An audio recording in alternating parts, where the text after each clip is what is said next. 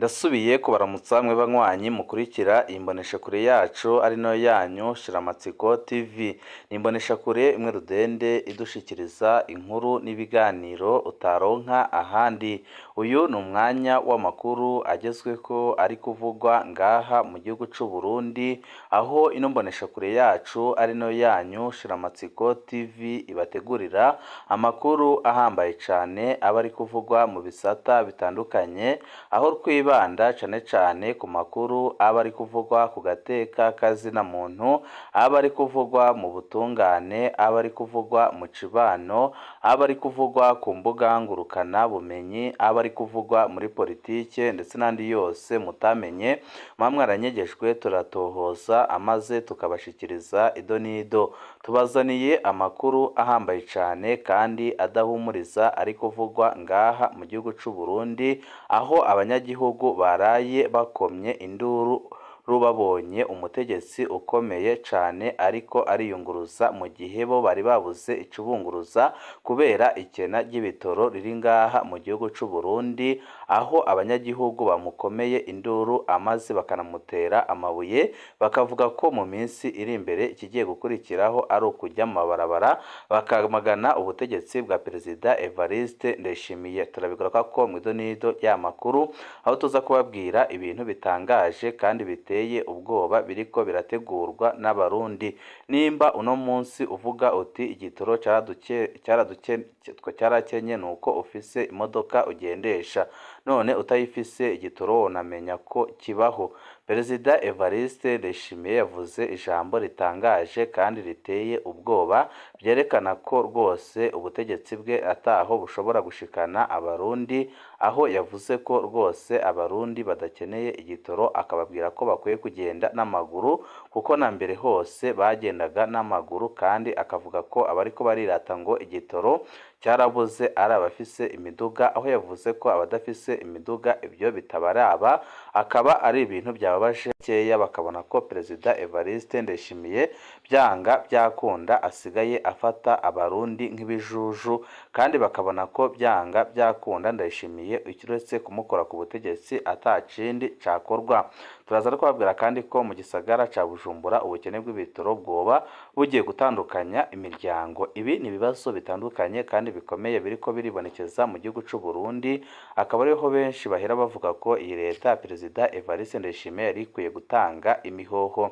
Turanababwira ku makuru ahambaye cane arabana n'ibiriko birabera ku kirimba c'umukuru w'igihugu c'u Burundi General Evariste Ndayishimiye, aho amakuru adushikira avuga ko ibintu bitoroshe na gatoya, aho hari amasoko ariko aradushikira ava mu begereye Perezida Evariste Ndayishimiye ndetse no mu nzego z'iperereza zikorera mu gihugu c'u Burundi, aho ibintu bitoroshe ku kirimba c'umukuru w'igihugu, aho babiketse ko hari umurwi w'abagwanyi waba uri hafi aho ngaho Perezida Evariste Ndayishimiye, akaba afise ubwoba ko ibintu bishobora kumukomerana cyane mu masaha y'ijoro, akaba ariyo mpamvu yongereshe umutekano ku kirimba kiwe, akaba yanahinduye abari basanzwe bahagarariye abacunga umutekano ku kirimba c'umukuru w'igihugu. Ibi bikaba biriko biravugwa mu gihe n'abategetsi bakomeye cane bakomoka muri CNDD-FDD badakeneye Perezida Evariste Ndayishimiye. Ni byinshi tukabateguriye tugira ngo tubashikirize, aho tuza no kubabwira ko Jeremy Minani agiye kwitoza mu kibanza c'umukuru w'igihugu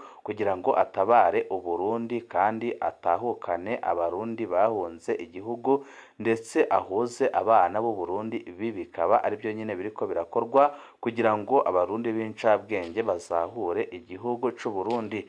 Byose nyine mugiye kubikurikira mwido nido rya makuru. Weco usabwa nta cindi, niba ukunda amakuru n'ibiganiro tudahwema gucisha kuri no muyoboro wa YouTube Shiramatsiko TV, ukaba utarapyonda kuri sabone canke subscribe byondaho kugira ngo uko dushizeho amakuru n'ibiganiro bene nk'ibi ujye uba uwa mbere mu gushikirwa nabyo. Abanyagihugu baraye bakomeye induru musitanteri wa komine Buganda bamubwira ko ubutegetsi bwananiwe ngo kuko bariko barabona ibyo batari bwigere babona no muri kahise ku Burundi. hari kuri uyu wa gatatu itariki icumi Mukakaro muri komine Buganda mu ntara Cibitoki, aho hari akajagari kabaye gaturutse ku barongoye iperereza muri komine. Abo bakozi b'iperereza ngo bari bazinduye bari kumwe n'urwaruka rw'imbonerakure gukora igitero hirya no hino co gusaka ibitenge ngo bari biketse ko byinjiye biva mu gihugu ca Kongo ngo bigaheza bikinjira bidakurikije amategeko. Abanyagihugu bakaba barakubaguwe barongera barakubitwa barashaya. Naho abakozi b'iperereza n'imbonerakure bahagarikiwe na musitanteri wa komine Buganda. Nk'uko amakuru dukura muri komine ya Buganda abivuga, buri wa gatatu isoko ya Buganda isanzwe ariho irema.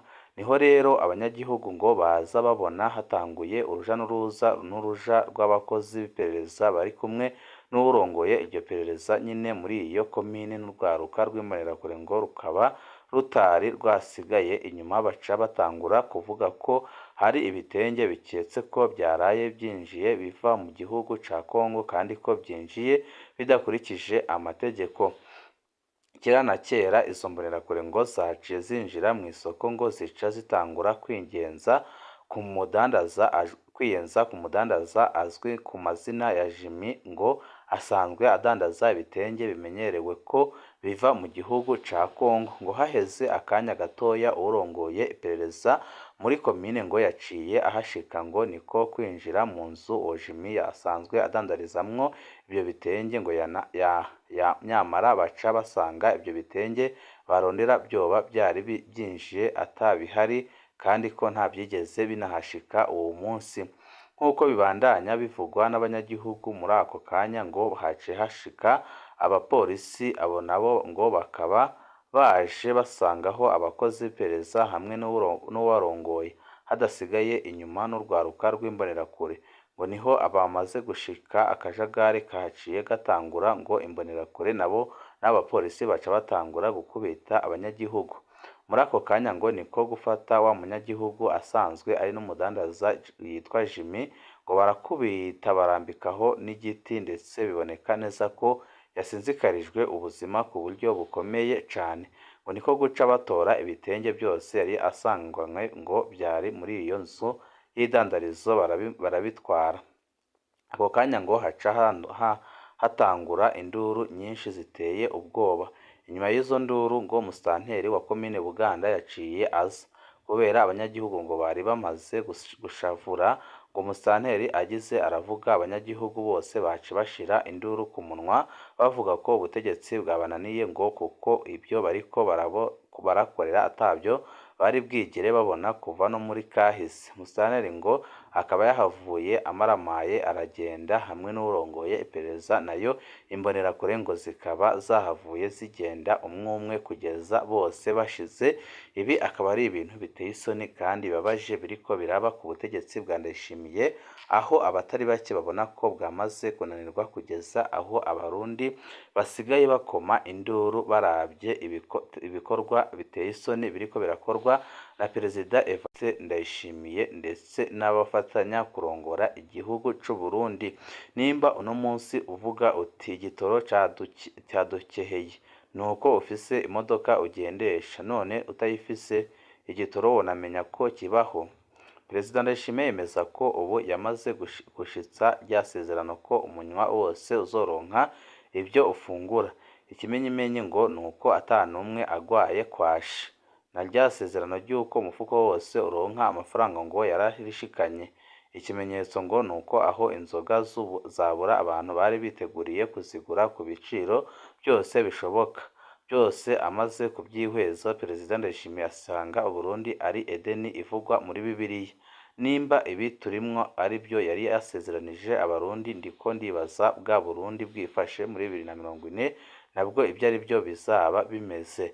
Aya majambo Perezida Ndayishimiye yavugiye muri komine Buganda mu ntara Cibitoki kwa 9 ukwezi kwa 7 2024, aho yashinyaguriye abarundi akababwira ko rwose abariko baravuga ibibazo by'igitoro rwose bakwiye gutuza, kuko ntago wasaba igitoro udafise umuduga.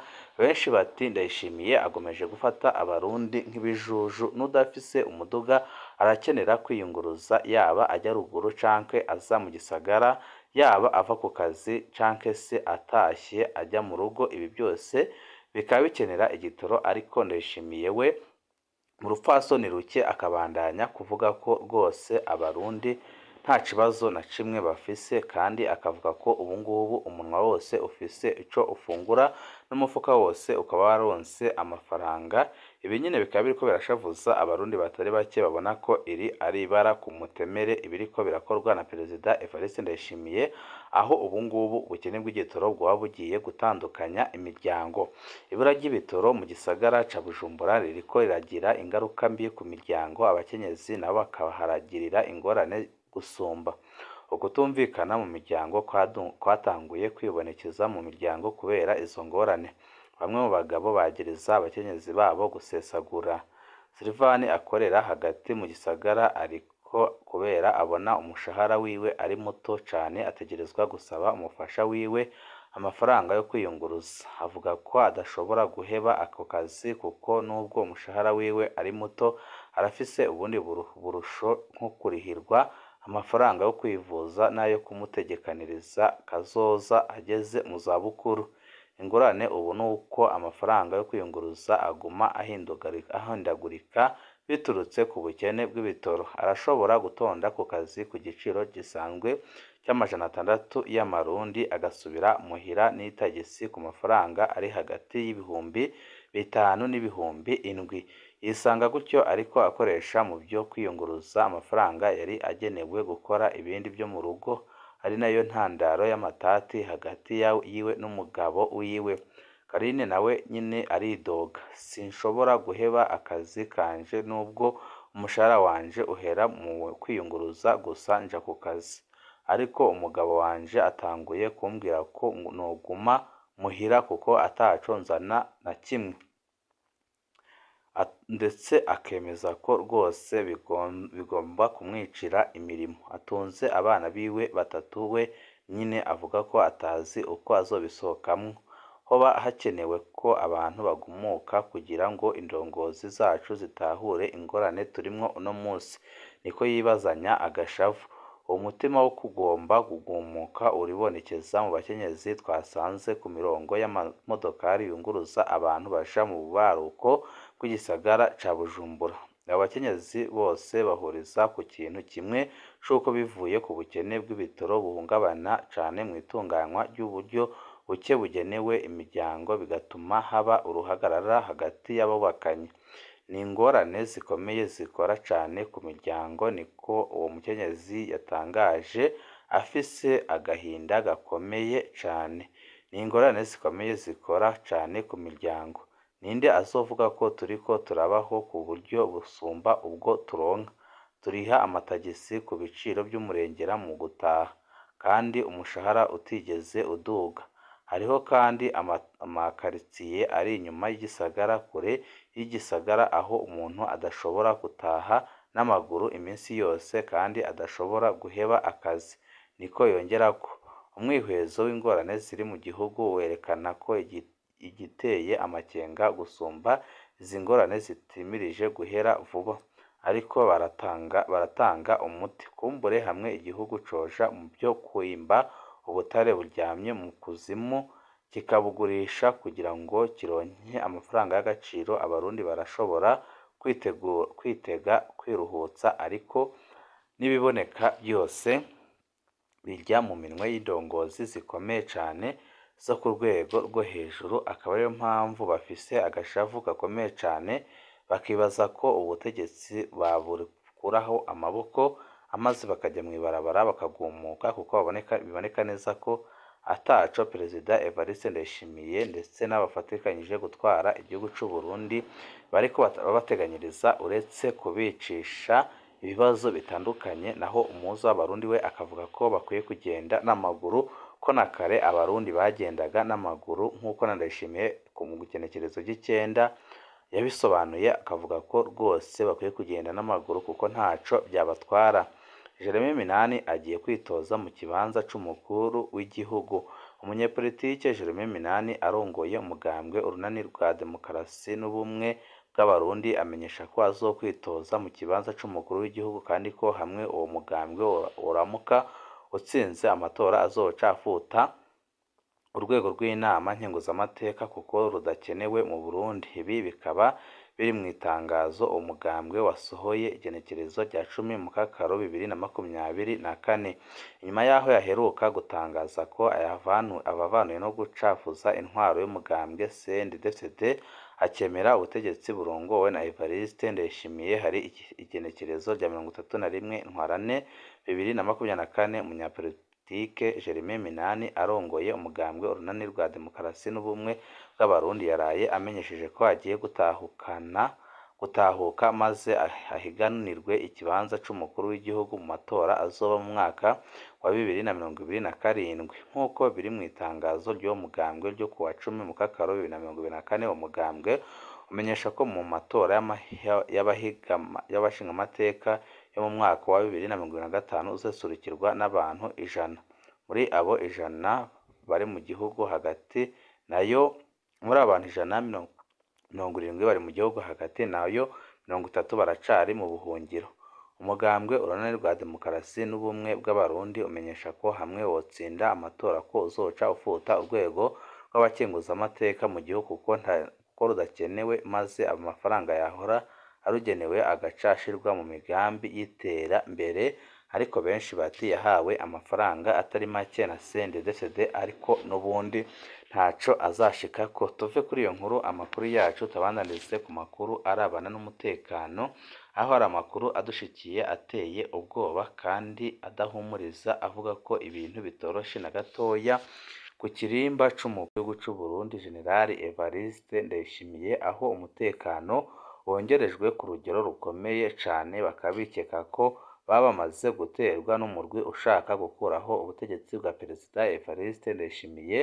Akaba ariyo mpamvu Evariste Ndayishimiye yakoze ibishoboka byose, akaba yahinduye abahora bamucungera umutekano, kandi akaba ari impinduka zitari nkeya zabaye ku kirimba c'umukuru w'igihugu, aho bongereye amakamera arinda umutekano ndetse bakongera n'imbwa zahora ku kirimba c'umukuru w'igihugu. Ibi bintu byose bikaba biteye amakenga, abatari bake bakaba bemeza ko aho ibintu bigeze rwose ibara ryaba rigiye kugwa mu gihugu c'u Burundi, kuko biboneka neza ko Ndayishimiye yanze gutanga igihugu ku neza, akaba ariyo mpamvu agiye kugitanga hakoreshejwe amasoro. Ibihe byiza nibyo ndabipfurije banywanyi bacu.